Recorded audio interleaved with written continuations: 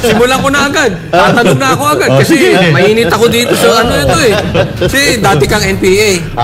Ay, dati NPA. Ito lang mga tanong ko tungkol dati sa NPA. So, kilala mo yung sino-sino mga NPA ngayon? Oo, may mga... Teka muna, hindi pa tapos. Okay. Go. Easy. Okay, go. Pero pag NPA ba, kailangan sigaw ng sigaw? Hindi naman. Kailangan na marespeto ka rin. So, pero kilala mo ito, sino-sino itong mga NPA na ito? Kasi may mga sinasabi dito na tayo daw ay napapagharian at nakapasok na ang komunista dito sa loob ng kamara. Anong komentaryo mo dito sa mga tanong ko? Wow. Ang galing parang nasa plenum tayo. Parang nagpupulong, Jay. Parang nagpulong Coach Oli and Dr. Judea. Anong masasabi mo sa tanong na ito? Kaya tama po yung observation na yon. Nagkakaroon po ng paghahari-harian at pamamayagpag ang ginagawa ng CPP, NPA, NDF at mga kaalyado nila sa loob ng House of Representatives.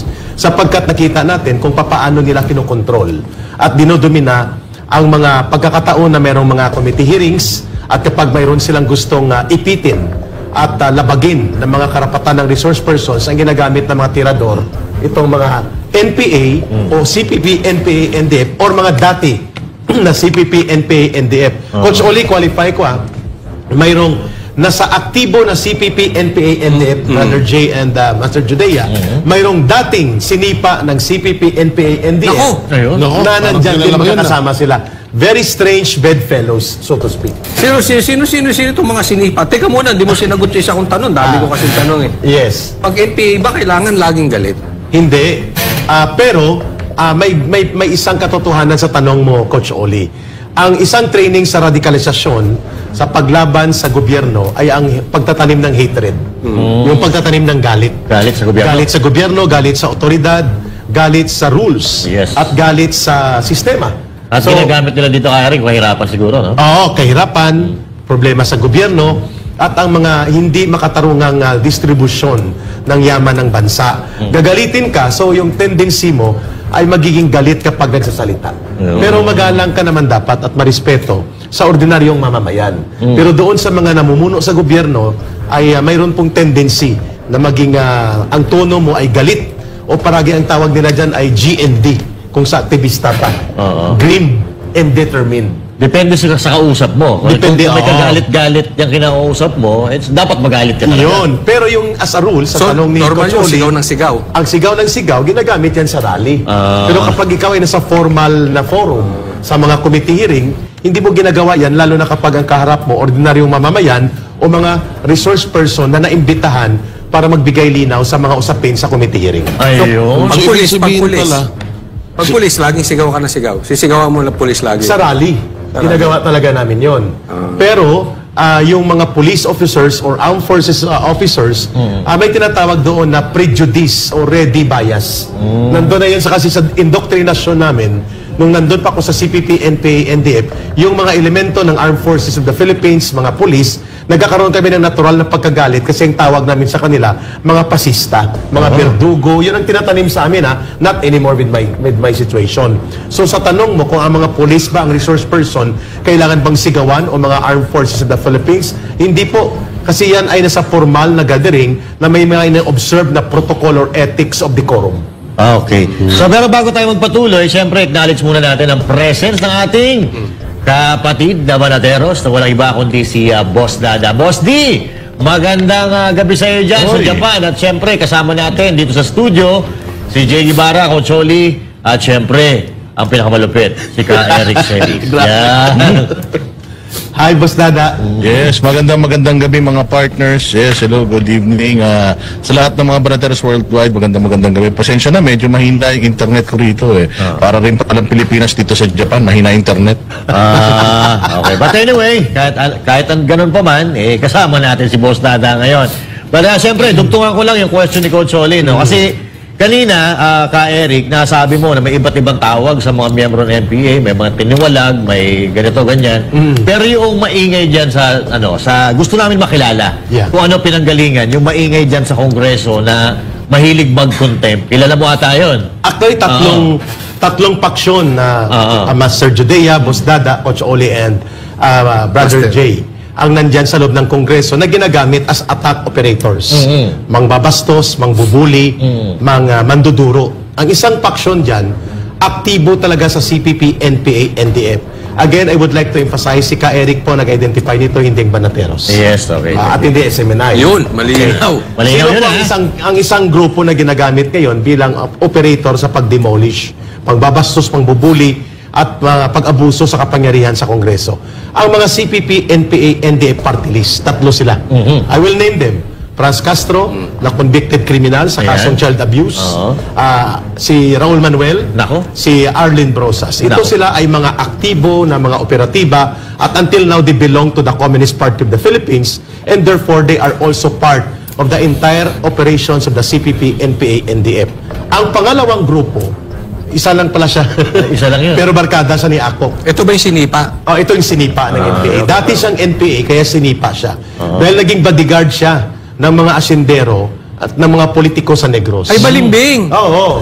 So, NPA siya dati at sinipa at nagbuo ng grupo na tinatawag na RPA ABB. So, parte na siya ng kalaban na ng NPA. Kalaban. Balimbing. Aminin ko sa inyo, isa yan sa primary target namin noon ng National Operations Command ako. Ang inabot ang boss niya, si Arturo Tabara, dito sa SM Fairview na assassinate. Ang isa si Romulo Quintanar. While Quintanar was the general commander of the NPA before, he was not part of the RPA ABB. Yeah. Tapusin ko lang, Coach Oli, Sige. Master Judea. So, isa si kalderong NPA kasi kung may sundalong kanin, kilala Kaldero? natin yun. Kalderong NPA. Ito, may kalderong NPA. Meron din pala ganun. Yan si Paduano, kalderong NPA. Ay, pinangalaanan na. Oo. Yung Wala naman pangatlo, tawag mo kay Akop. si Akop naman ay nag-aasang... Panis na kanin. Panis na kaning panis na Kaning nagbabarkada sa Sanggano na si Paduano. Sige. Kaya ang pangatlo, Gusto natin malaman yung background nito. Kung ni bakit Paduano. content siya ng content. Oo. May pangatlo pa doon kanina na bloke. Sige, na sige. nakalusot. Ito naman ang mga hilaw na komunista. Ang mga hilaw na komunista ay sinipa din sa CPP, NPA, NDF. Itong grupo ng Akbayan. Nako. So tatlo yon. Hindi yan magkakasama sa isang organisasyon. Nagpapatayan dati yan sa panahon ng 1994 hanggang mga year 2000. Kaya Eric, maputol ko. Oh, Yung sige, Akbayan eh, yung kasama nila Dilima, di ba? Dilima at Na nag- Tiberos. Oo, okay. Ang tawag naman doon mga hilaw na komunista. Hilaw pala yung mga yan. Kasi walang NPA ito. According kay Kay Eric. So, pwede rin tawaging impostor na aktivista. Yun. Hilaw na komunista, impostor na aktivista, kasi wala silang NPA. Yes. Pero gusto din nilang guluhin ng gobyerno. Ito naman ang CPP, NPA, NDF, nagkukunwaring walang NPA, pero kasama sila. Ayun. Yan naman ang mga nasa communist terrorist group na napangalanan na ng gobyerno ang kanilang organisasyon. Yun. Yung isa kanina, ito yung pinakamabangis na Rottweiler sa loob ng Rottweiler? Congress. Sorry, Boss Dada. Sige. Pitbull. Ang pangalan niya ay si Paduano. Nako po. So may tanong si Coach Ol, si Master Judea, Brother J and Coach Oli, and Master Boss Dada, bakit tinatawag ni Ka Eric na kalderong NPA? Yan. Si Yan yung Paduano. Paliwanag mo nga. Anong yan. role niya dyan sa loob? Okay, sige. Si Paduano po ay kilala ko po ang background nito sapagkat isang region kami pinanggalingan. Sa Western Visayas din po. Siya ay Negros galing, ako ay Iloilo. Iloilo City. So pag sinabing Western Visayas po, ito ay binubuo ng mga probinsya ng Iloilo, Antique, Capiz, Aklan, Guimaras. Yun. And Iloilo City, including Negros Occidental, Bacolod City. Yun. Na ngayon ay Negros Island na. Region. Yun. Okay. Doon siya nanggaling. So, noong mga 1980s, hindi pa po ako NPA, hindi pa ako CPP. Ang kanyang kakolektiba, ibig sabihin isang unit sila, naatasan sila na magsagawa ng urban operations. Ang tawag dyan ay partisan operation. Armed City Partisan. So, dineploy sila na may birahin silang target na pulis sa Paglaom Sports Complex sa Bacolod. Nako. So, ito yung mga early 80s, no? Papatay nila. Naatasan siya na siyang bibira. So, team of 3 yata sila. May dalawang backup, siyang birador. Birador pala. Oo. Nang bumunot siya ng kanyang 45, ayon sa kwento ng team na yon na naabutan ko sa Panay Island, na galing Negros, ang pangalan na gamit niya na noon ng SARPA na siya Karapali Luwalhati. Kasi mahilig sa luwalhati. Yun. Itong birador na to. Itong nagpakilalang birador. Sino to ulit? Para alam nila. Si Paduano. Boy Contempt Paduano. Si Calderong Okay. NPA. Ngayon, nang bumunot siya ng baril, lumingon yung pulis at bumunot ng... May baril din ng pulis. Sa sobrang tapang niya, nabitawan niyang 45. Minervyos! Oo. Binaga. Kaya pala. Binaga. Kasi Ito sinasabi ko to pag binibigyan ko ng ano yung mga galawan ni Paduano, lalong-lalo na nung nakaharap niya si PRRD. Yes. Kung mapapansin nyo, kasi ito gawain po ng isang nervyosong tao, yung hindi mapakali. Hindi! Yung mga ganun-ganon. Mga ganyan-ganyan. No? Kadalasan kasi ginagawa ng mga nervyosong tao yan. Yung parang uneasy ka. About naman doon sa pagiging balimbing ni Paduano, totoo. Kasi may kita naman natin ngayon, tignan mo siya yung Overexcited na overacting. Overacting doon sa Jay, ang Congress. sinasabi ni Jay doon na pagka-nervyuso niya, na kung hindi nagkaroon ng backup, ang team na yon patay siya. Kasi ang bumira sa pulis, hindi siya. Bitawan niyang 45 niya eh. Muntik pang tumakbo. Sayang, no? Kung So, wala ang bumira siya, sa kanya, ang bumira yung kasama niya. kung wala siyang kasama, yari siya. Ayun ang problema niya. Sapagkat gusto niya i-project na siya ay matapang. O siyang ginagamit nila Akop. Iwan ko kung bakit naniwala at believe si Akop sa kanya. So ito, Ito may gusto ko ikwento dyan ha. Ito yung problema ngayon dyan kay Paduano, brother. Sapagkat gusto niya ipalabas na siya ay matapang di prinsipyo. Pero sinipa yan ng CPP, NPA, NDF sapagkat nagbabodyguard sa mga asyendero at mga politiko sa Negros. Ang isang naging bodyguard sila at bumuo ng kanyang party list at nagfinance dahil kalaban ng NPA noon sa Negros, si late Danding Cuangco. nako. Now, ang abang lingkod party list niya ay pinanduhan nila Danding Cuangco at ng mga asyendero laban sa NPA. So, nagtinarget yan ng NPA si Paduano, nanalo sila noong 2013, I think. Hindi nagpapakita, nagtataguin sa office ni Albi Benitez. Nako. Kahit na sa kongreso na siya, hindi siya Tumatago. nagtatago kasi at that time, active pa ang order na birahin siya ng NPA. So alam ko kung anong background nito. Sayang. Ibig sabihin ngayon, magkakasama na sila ni Franz Castro, ni Raul Manuel at nila Arlene Brosas, posibleng sila ay nagkaroon ng tactical alliance Nako. kasama ang mga hilaw na komunista at mga impostor na aktivista. Kaya Rick, baka ano na yan, baka nasa grupo na nila Brosas, nila Castro yan. Walang formal na pagbabalik sa isang organisasyon, pero mayroon silang common enemy at common O kaya agenda. baka nagbuo sila ng Alliance. sarili nilang grupo. Hindi pwede. Hindi rin pwede. Nagbuo lang sila ng common agenda. Yung common agenda nila, wasakin ang matapang at decisibong liderato ng mga Duterte. At dubli-kabi sila, lagaring hapon. May pundo na, may kita pa. Iyo. At the same time, nakakapagpostura sila as if they're crusaders sa loob ng Kongreso. Iyo. Well, in fact, hindi. Sila ang mga numero, kung may banateros, mayroong sabotaheros. Sila yun. Sila. Pero ano ka, Eric, Ito ano? yung sabotahero. Eric, ididiin lang natin. Kasi ito personal knowledge mo to eh. Alam mo kung saan ang galing. Kasi you belong to that particular group. Before. Kaya nga, ito, hindi sila pwedeng tumanggi. Kasi ikaw mismo lang nagsasabi na nandun ka sa loob nila dati. Kilala ko sila. Oo. So, ito pala si Paduano, lumabas po pala ito nung humina na yung NPA. Nung nagkaroon ng split, Oo. 1992, 93, 94, ang naiwan na platoon ng NPA sa Negros, out of 16 platoons, isang platoon lang. Nako. 15 platoons nag-RPA-ABB. Kaya pinagdinisarmahan nila ang mga NPA. At no less than former General Raimundo Jarque, na nag-defect sa NPA, ang nag-confirm na ang grupong yan ng RPA-ABB, including Paduano, at the late Arturo Tabara, ay mga bodyguard ng mga siyendero at politiko sa Negros. Nako. Boss D, baka may gusto kang idugtong o retanong kay ka Eric na maliwnawan tayo ngayong gabi. No? Hello, ka Eric. Ay, Oy. Boss Dada. Ang tanong ko lang, since sa sinasabi na konektado itong si Paduano sa makakaliwa, safe to say na itong kanyang party list ngayon, kasama doon sa mga listahan ng mga identified na legal fronts ng CPP-NPA. Boss Dada, hindi siya officially part kung hindi alliance. Kasi ang party list ng CPP, NPA, NDF na silang bumuo at nagpapatakbo, 4 ang naiwan. Yung Bayad Muna, na tumatakbo pa rin, sila Colmenares, no? Yung, Bayad Muna. Pinatalsik na dati yan eh. So sa CPP pa rin yun, Boss Dada, at supporter ng NPA. Ang pangalawa, yung Kabataan NPA Recruiter Party List ni Raul Manuel. Yung pangatlo, yung Gabriela NPA Lover Party List.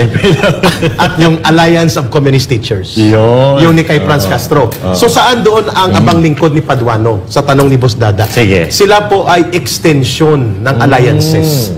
Sila po ay hindi formal sa CPP, NPA, NDF, but they also join the common agenda, which is to destroy ang political influence and legacy ng liderato ni Pangulong Duterte at ngayon pinagpapatuloy ni VP Sara Duterte. Ayun. Yun ang common agenda nila. Hanggang doon lang. At ang pangalawang common agenda na nakalimutan ko, pera-pera. Pera-pera. Tsaka, eto, nagsasabuatan sila hindi para... Sa prinsipyo. Hindi sa prinsipyo, hindi para sa pagpapaganda sa Hindi. bayan, kundi para pabagsakin ang pangalan Duterte. At ang buong gobyerno gulungin. Yun. Kaya ang tawag ko sa Pera-pera. kanila, Boss Dad, pera-pera. Ang tawag ko, Boss Dada, sa kanila, ang banateros ay kontra korupsyon, kontra kurakot, kontra abuso sa gobyerno. Ang sabotaheros na sa loob ng gobyerno para magsabotahe. Nako. So, ang kanilang common agenda, Boss Dada, magsabotahe sa gobyerno. Yun. So they are hitting two birds in one stone. Yes, kasi may kita na. May kita na, nadi-destroy pa nila yung Duterte Exactly. legacy. Yun ang tinatawag na lagaring hapon. Kasi ngayon, kahit walang naniniwala sa kanila, patuloy pa rin yung kanilang mga propaganda na yung drug war on drugs ni PRRD, katulad ng sinabi ng ng isang kongresista dyan na budol daw. At may Oo. malala pa siyang sinabi, I will identify him. Sige. Iwan ko bakit naging police general at naging abogado to si Akop. Tinawag niya na Grand Criminal Enterprise ang war on drugs ni PRRD at isa daw na Grand Criminal Conspiracy against the Filipino people. Linyada ng CPP, NPA, NDF yung kanyang Correct. ginagamit. Talaga? Linya ng CPP, NPA, NDF, ang line na yan na binabanggit ni Congressman Akop na dating general sa police at naging abogado pa at nagpapakilalang investigador at ang hindi niya lang idinagdag ay siya involved sa Kuratong Baliling. Yung hindi dinagdag niya. Sabi niya, ako'y abogado, investigador, pero dapat dinagdag niya. Kuratong Baliling. Kuratong, Yan. So it means Sino to? Si Ako? Si Akop. It means to say, Ka Eric, na itong kongreso natin ay infested na ng CBP-NPA. Kasi At- yung mga lumalabas sa bibig ng kahit yung mga dating pulis, parang ito yung salitain. Propaganda ng mga, line mismo ni Juma Sison yan. Di ba? Ang line na the grand conspiracy of criminal syndicates pretending to be war on drugs at ang pagtawag sa war on drugs ni Pangulong Duterte as the grand criminal enterprise, linyada ng CPP Central Committee yan sa propaganda Correct. na binibitbit ni Akop at pinapalakpakan ng mga hilaw na komunista at ng kanilang mga sabotahero sa pangunguna ni Paduano. Yun. At ginagamit nila ito ngayon sa propaganda para i-malign, pakasamain ang imahin ni Vice President Sara Duterte at ang legasiya ng decisibo at malakas na pamumuno ni Rodrigo Duterte.